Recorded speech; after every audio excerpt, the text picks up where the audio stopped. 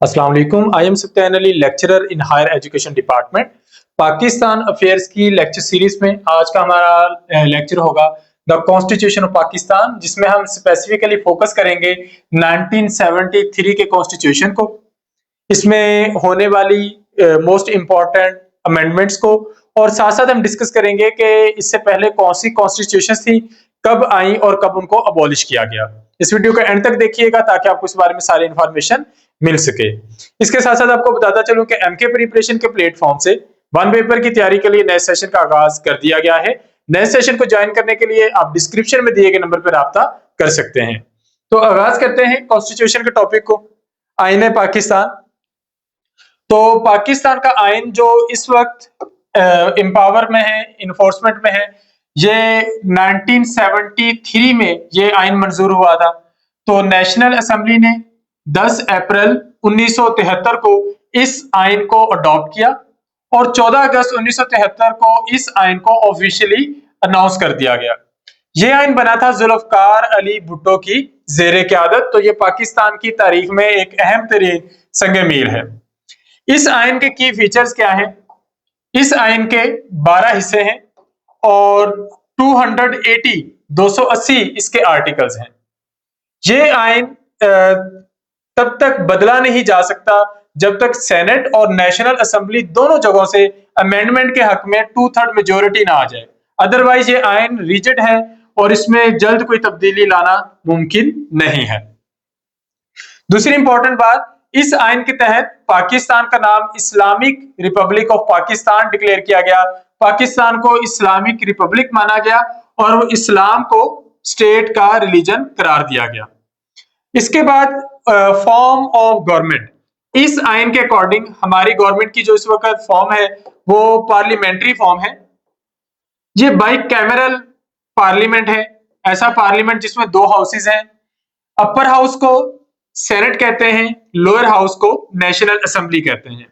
National assembly में अवाम के मुंतखब किए गए नुमाइंदे बतौर MNA पहुंचते हैं, मेंबर ऑफ नेशनल असेंबली बनकर, और फिर वो आगे वजीर आजम को चूज करते हैं, वजीर आजम को इलेक्ट करते हैं।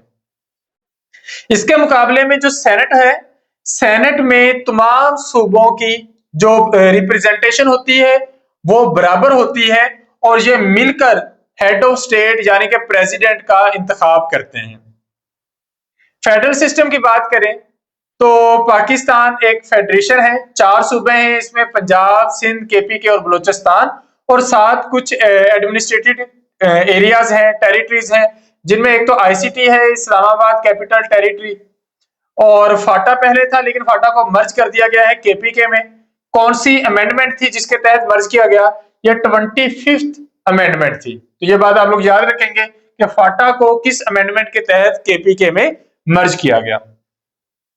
अच्छा, इसके बाद है फंडामेंटल राइट्स से रेलेवेंट कौन से फेमस आर्टिकल्स हैं। तो पार्ट 1 में तो इसकी बेसिक डेफिनेशन है आइन की, पार्ट 2 में आर्टिकल्स हैं। तो इसमें सबसे पहले आर्टिकल नंबर 9, ये किसी भी पर्सन की सिक्योरिटी के बारे में है। आर्टिकल नंबर 10 किसी भी पर्सन के अरेस्ट और डिटेंशन के दौरान उसके राइट्स के बारे में है, तो उसको ये बताना जरूरी है कि उसे क्यों अरेस्ट किया जा रहा है और उसके पीछे क्या रीजंस हैं। आर्टिकल 10A ये किसी भी शहरी को राइट देता है फेयर ट्रायल का। आर्टिकल 11 प्रोहिबिट करता है स्लेवरी को और फोर्स्ड लेबर को, तो यानी कि जबरदस्ती किसी से मजदूरी या गुलामी नहीं करवाई जा सकती। ये आर्टिकल नंबर 11 है हमारे आइन का। फ्रीडम ऑफ मूवमेंट आर्टिकल 15 है कि आप मुल्क में कहीं भी आ जा सकते हैं। फ्रीडम ऑफ असेंबली ये आर्टिकल नंबर 16 है। Freedom of association article number 17 है। फ्रीडम ऑफ ट्रेड, बिजनेस और profession article number 18। Freedom of speech and expression article number 19। Right to information ये आर्टिकल नंबर 19A है जो कि 18th अमेंडमेंट के दौरान ऐड किया गया। Freedom to profess religion and manage religious institutions, तो अपने मजहब की तबलीग करना और अपने मजहबी इदारे बनाना, इसकी आजादी ये आर्टिकल 20 है। शहरियों के बराबर हकूक आर्टिकल 25। एजुकेशन का राइट आर्टिकल 25A है।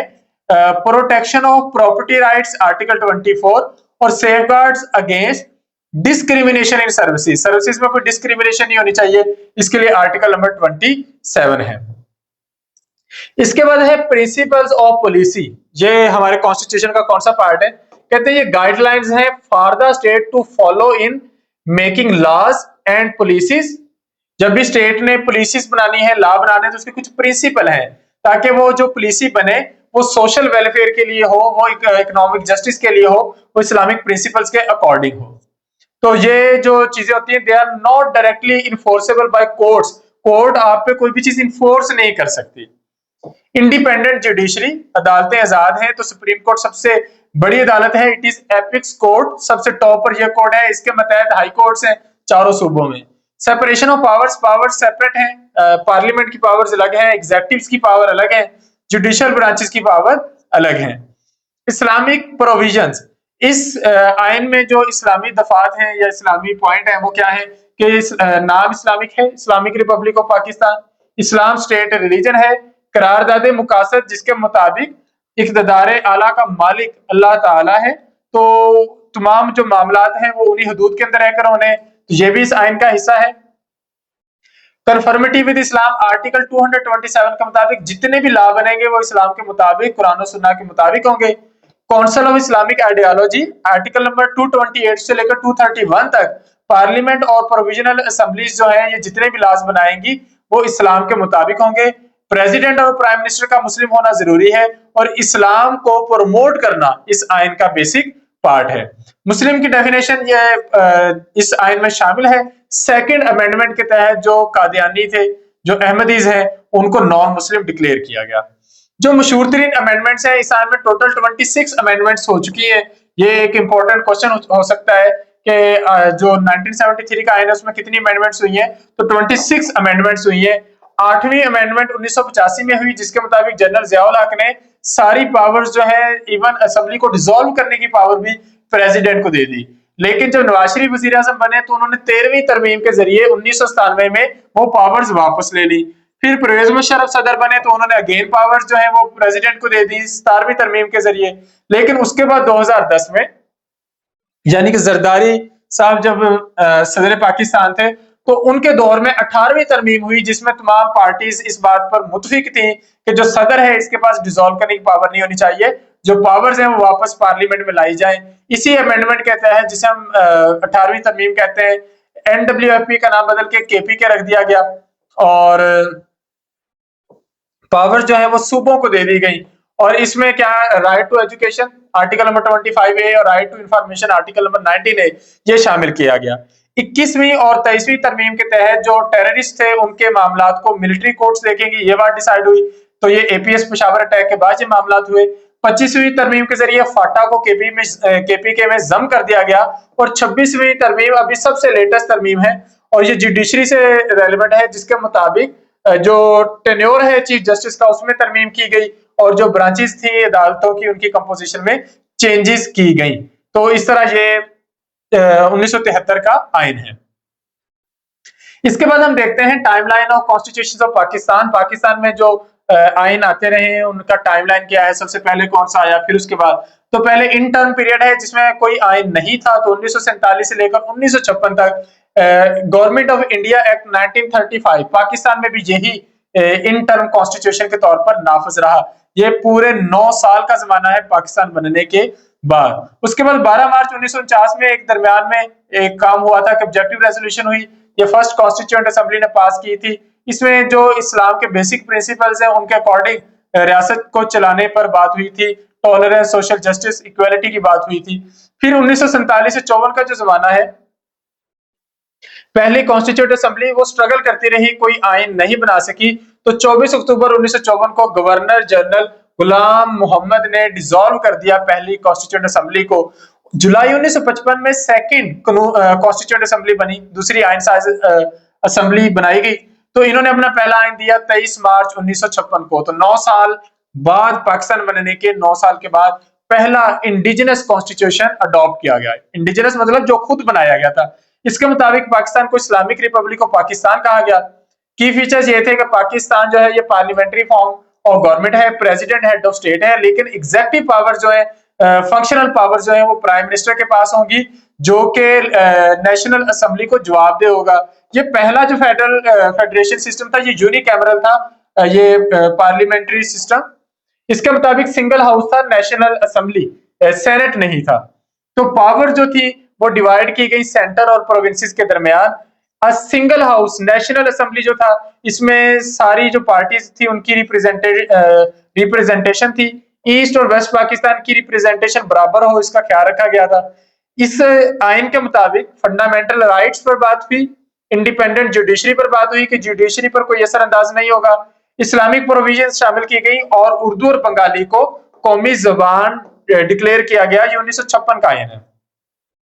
लेकिन प्रेसिडेंट सिकंदर मिर्जा ने सिर्फ 2 साल के अंदर 1956 के आइन को एब्रोगेट किया, खत्म किया, मार्शल लॉ इम्पोज किया और जनरल अयूब खान को चीफ मार्शल लॉ एडमिनिस्ट्रेटर बना दिया।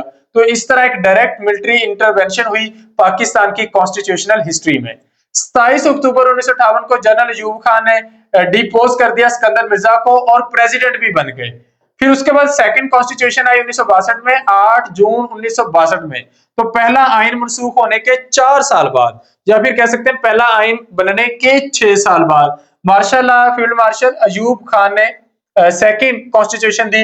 इसके मुताबिक प्रेसिडेंशियल फॉर्म ऑफ गवर्नमेंट आया। ये शिफ्ट था पार्लियामेंट्री सिस्टम से प्रेसिडेंट, तो इसमें प्रेसिडेंट सुप्रीम अथॉरिटी बन गया। हेड ऑफ स्टेट भी वही है, हेड ऑफ गवर्नमेंट भी वही है, सारी पावर्स उसी के पास है।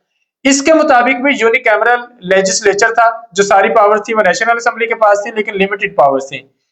इनडायरेक्ट इलेक्शंस इंट्रोड्यूस करवाया गया, बेसिक डेमोक्रेसी का सिस्टम, जहां पर एक electoral college of elected local representative जो थे वो आगे इलेक्ट करते थे प्रेसिडेंट को और लेजिस्लेचर्स को, members of legislature, members of national assembly को। तो अवाम डायरेक्टली नहीं सिलेक्ट कर रही थी। फिर ये फेडरल सिस्टम था, लेकिन इसमें जो पावर थी वो सेंटर के पास थी। इस्लामिक प्रोविजन जो थी वो शामिल की गई। इनिशियली जो कंट्री था उसका नाम रिपब्लिक ऑफ पाकिस्तान रखा गया, लेकिन फिर एक अमेंडमेंट आई और again Islamic Republic of Pakistan इसका नाम रखा गया। और प्राइम मिनिस्टर जो था वो इसमें नहीं था, उसका ऑफिस अबोलिश किया गया। 25 मार्च 1969 को पब्लिक अनरेस्ट हुआ, अवाम में बेचैनी बढ़ी, तो अयूब खान ने रिजाइन किया और पावर जनरल याहिया खान को दे दी। उन्होंने 1962 का आइन खत्म किया, मार्शल लॉ लगा दिया। उसके बाद पहली बाकायदा जमहूरी हुकूमत आई जुल्फिकार अली भुट्टो की क़यादत में। तो जुल्फिकार अली भुट्टो प्रेसिडेंट बने और चीफ मार्शल एडमिनिस्ट्रेटर बने ईस्ट पाकिस्तान के अलग होने के बाद। तो इन्होंने नए आइन पर काम किया। तो 10 अप्रैल 1973 को नेशनल असेंबली जो थी इसने 1973 का आइन मंजूर किया। 14 अगस्त 1973 को ये आइन ऑफिशियली डिक्लेयर कर दिया गया। इसमें parliamentary form of government adopt किया गया, जिसके मुताबिक प्राइम मिनिस्टर के पास जो ज्यादा पावर्स थी। बाई कैमरल लेजिस्लेचर आया, 2 हाउसेस इंट्रोड्यूस करवाए गए, upper house, lower house. Federal system यहां पर भी था, यहां पर सेंटर और प्रोविंसेस को स्ट्रॉन्गर पावर्स दी गई। फिर फंडामेंटल राइट्स पर बात हुई, इंडिपेंडेंट जुडिशरी पर बात हुई, इस्लामिक रिपब्लिक की बात हुई कि पाकिस्तान को इस्लामिक रिपब्लिक डिक्लेयर किया गया, इस्लाम की प्रोविजंस शामिल की गई और मुस्लिम्स को डिफाइन किया गया और जो नॉन अहमदीस थे उनको नॉन मुस्लिम डिक्लेयर किया गया। अगर बड़ी सस्पेंशन हम अगेन रिवीजन में देखें तो 1977 को जनरल जियाउल हक ने 8वीं तरमीम के जरिए 1973 का जो आइन था इसको सस्पेंड कर दिया। तो जनरल जियाउल हक ने मार्शल लॉ लगाया, 1973 के आइन को सस्पेंड किया और फिर उसमें 8वीं तरमीम के जरिए चेंजेस लेकर आया और प्रेसिडेंट को सारी पावर्स दे दी। 1985 को मार्शल लॉ लिफ्ट हुआ, कॉन्स्टिट्यूशन को रिवाइव किया गया, 8वीं अमेंडमेंट अपनी जगह पर रही। 1997 में नवाज शरीफ ने 8वीं तरमीम को रिप्लेस कर दिया, उसको रिवर्स कर दिया 13वीं तरमीम से। फिर परवेज मुशर्रफ आए तो उन्होंने 17वीं तरमीम के जरिए फिर प्रेसिडेंट को पावर दे दी। फिर मुशर्रफ ने स्टेट ऑफ इमरजेंसी डिक्लेयर की 3 नवंबर 2007 को और कॉन्स्टिट्यूशन को अगेन सस्पेंड कर दिया। मुशर्रफ ने रिजाइन किया, कॉन्स्टिट्यूशन रिस्टोर हो गई और 18वीं तरमीम के जरिए 2010 में अगेन जो प्रेसिडेंट है उसकी पावर्स को लिमिटेड किया गया, रिमूव कर दिया गया एक्स्ट्रा पावर्स को, और 25वीं तरमीम के जरिए फाटा को मर्ज कर दिया गया खैबर पख्तूनख्वा में। तो यह है पाकिस्तान की कॉन्स्टिट्यूशन की हिस्ट्री। अब इसमें हम ऐड करते हैं पाकिस्तान का कोर लीगल फ्रेमवर्क। एक तो उसमें ये पाकिस्तान का आइन है, मतलब पाकिस्तान का लीगल फ्रेमवर्क क्या है, पाकिस्तान में कौन सा कानून किस तरीके से इंपोज होना है। तो एक तो उसमें पाकिस्तान का आइन है पहले नंबर पे। दूसरे नंबर में है पाकिस्तान पीनल कोड के, यहाँ पर अगर कोई बंदा स्टेट के अगेंस्ट क्राइम करता है या फिर अवाम के अगेंस्ट कोई क्राइम करता है तो पाकिस्तान पीनल कोड उन पर अप्लाई होता है। ये 1860 में आया, तो ये क्रिमिनल लॉ है पाकिस्तान का, और ये बहुत सारे क्राइम्स को डिफाइन करता है और उनकी पनिशमेंट्स को डिफाइन करता है। ये ड्राफ्ट किया था लॉर्ड मैकाले ने एज इंडियन पीनल कोड, और पाकिस्तान ने इसको अडॉप्ट कर लिया as a Pakistan penal code. तो ये कोई भी offence against the state, against the public tranquillity, human body यानी कि मर्डर या हर्ट, या प्रॉपर्टी के अगेंस्ट कोई क्राइम है, या मैरिज डिफेमेशन, या इस तरह के जो क्राइम्स हैं जो उनके बारे में था। ज़िया-उल हक के दौर में इसको जरा मॉडिफाई किया गया, अमेंडमेंट की गई, इसमें इस्लामी जो सजाएं थी वो शामिल की गई, जिस तरह किसास है, दियत है, अर्श है, दामन है, ताजीर जैसी सजाएं, हदूद के जैसे ऑर्डिनेंसेस में शामिल किए गए। फिर आ जाता है code of criminal procedure. Code of criminal procedure ये है कि अगर कोई क्राइम हुआ है तो उसके अगेंस्ट कैसे इन्वेस्टिगेशन हो सकती है, किस तरह का ट्रायल, किस तरह की पनिशमेंट, उसको अरेस्ट करना, बेल देना, सर्च, सीजर, एविडेंस कलेक्शन और कंडक्ट ऑफ ट्रायल्स, इन सब पर डिटेल में इसके अंदर आर्टिकल्स या पॉइंट्स मौजूद है। रिलेशनशिप क्या है इसका पाकिस्तान पीनल कोड के साथ? तो ये जो कोड है क्रिमिनल प्रोसीजर का, ये वो मशीनरी प्रोवाइड करता है जिसके जरिए क्रिमिनल लॉ को हम डिफाइन करते हैं पाकिस्तान पीनल कोड में। फिर एक कोड ऑफ सिविल प्रोसीजर जो लोगों के प्राइवेट नौयत के मामला होते हैं, जिस तरह के सिविल कोर्ट्स में suits, parties, pleadings, summon, discovery, evidence, judgments, decrees और अपील्स, तो इनको डील करने के लिए ये civil code of civil procedure है जो 1908 में आया। फिर कानून शहादत ऑर्डर जो है 1984 में आया, इस लॉ ऑफ एविडेंस कहते हैं। ये लॉ जो है, this law governs the admissibility and weight of evidence, कि जो एविडेंस है उसकी क्या हकीकत है, या जो एविडेंस है वो कितना स्ट्रॉन्ग होता है। इस लॉ से पहले एविडेंस एक्ट था 1872 का, लेकिन अब उसकी जगह कानून शहादत ऑर्डर है, लॉ ऑफ एविडेंस है, जो कि 1984 में मंजूर हुआ। फिर दूसरे मशहूर जो एक्ट और ऑर्डिनेंस है उनमें एक इनकम टैक्स ऑर्डिनेंस है 2001 में आया, सेल्स टैक्स एक्ट 1990 में, स्टेट बैंक ऑफ पाकिस्तान का एक्ट 1956 में, बैंकिंग कंपनीज का ऑर्डिनेंस 1962 में, कंपनीज का एक्ट 2017 में, और एंटी मनी लॉन्ड्रिंग एक्ट 2010 में। लैंड ऑन प्रॉपर्टीज के लास्ट में एक लैंड रेवेन्यू एक्ट है 1967 में, transfer of property act 1882, registration act 1908। Family और पर्सनल लॉज के जो एक्ट है उनमें Muslim family law ordinance 1961, guardians and wards act 1890, child marriage restraint act 1929, various personal laws for minorities, बहुत सारे ये लॉ जो है उनके लिए आए। फिर पब्लिक ऑर्डर एंड सिक्योरिटी के लिए लॉज आए, एंटी टेररिज्म एक्ट एटीए बोलते हैं, ये 1997 में आया। पब्लिक ऑर्डर ऑर्डिनेंस 1960s में आया, पब्लिक गैदरिंग्स को कंट्रोल करने के बारे में। नेशनल अकाउंटेबिलिटी ब्यूरो नैब का जो ऑर्डिनेंस 1999 में, और prevention of electronic crimes act ये रिसेंटली आया है पीका 2016 से। Human rights and social justice पर एक्ट है पहला, protection against harassment of women at the work place act 2010, national commission for human rights act 2012, transgender person के लिए जो एक्ट है 2018, right of access to information act 2017। Environment पर acts की बात करें तो पाकिस्तान इन्वायरमेंटल प्रोटेक्शन एक्ट पीपा 1997 और नेशनल डिजास्टर मैनेजमेंट एक्ट 2010 में आया। तो ये सारे एक्ट्स कौन से हैं और कब आए, ये सारी चीजें आपको याद होनी चाहिए। इस तरह ये कॉन्स्टिट्यूशन वाला पॉइंट कंप्लीट हुआ और मशहूर एक्ट्स वाला पॉइंट कंप्लीट हुआ। उम्मीद है आपको सारी चीजें समझ में आई होंगी। फिर भी आपकी तरफ से इससे रेलेवेंट कोई क्वेश्चन हो आप कमेंट सेक्शन में पूछ सकते हैं, और ये सारा डाटा पीडीएफ फॉर्मेट में हासिल करने के लिए, इनके टेस्ट देने के लिए और इन पर डिस्कशन का हिस्सा बनने के लिए आप लोग हमारा सेशन ज्वाइन कर सकते हैं। हमारा सेशन ज्वाइन करने के लिए आप डिस्क्रिप्शन में दिए गए नंबर्स पर रब्ता कर सकते हैं। Thank you, Allah Hafiz.